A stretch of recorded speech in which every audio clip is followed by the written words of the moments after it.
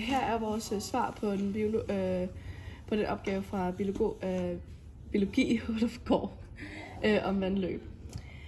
Formålet ved undersøgelsen var, at vi skulle finde ud af, hvad det er for nogle dyr, som lever i åen, og om vandet er forurenet. Vandet kan være forurenet på grund af lige ved siden af åen ligger der en mark, hvor forbruget af gødning, gift eller lort fra køer fører ud i åen, så den bliver forurenet. Og det er meget farligt for vores grundvand og for os mennesker og dyrene. Derfor skal vi teste, hvorfor vores grundvand er så forurenet på den biologiske måde ved hjælp af de materialer, vi havde i vores undersøgelser.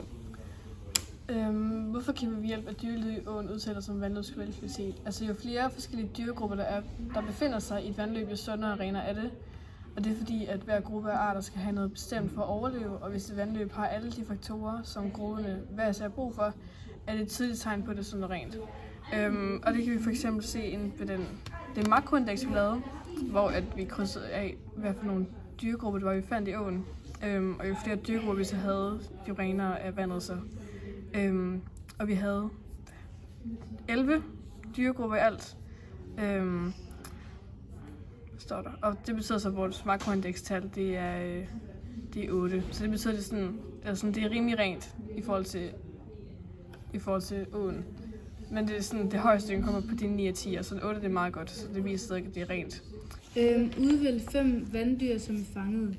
Børsteorme, de er nedgravet i sand, spiser organisk materiale og ånder gennem huden.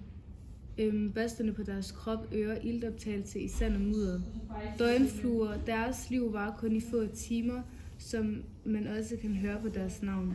Stikmyg, den har en lang sugesnabel og har skæl på vingerne. Skorpion holder sig på lavt vand eller i mudret vandkant. Fanger snegle, krabstyr, insekter og små fisk, ånderør og snorkel. Larver, de lever på eller i bunden, spiser alger og små organiske artikler, har gælder eller ånder gennem huden. De biologiske målinger viser, hvor rent eller forurenet vandløbet er. Hvilke små dyr man fanger afstører vandkvaliteten. Nogle lever kun i rent vand, andre kan klare forureningen. Indikatallet samler resultaterne i et tal, så man kan se vandløbets biologiske kvalitet. Og det er sådan, man indikerer biologiske målinger i forhold til indfangning af vanddyr. Yes. Og hvorfor er Indicate-metoden god til at vurdere vandløbets kvalitet? Indicate-metoden er god, fordi de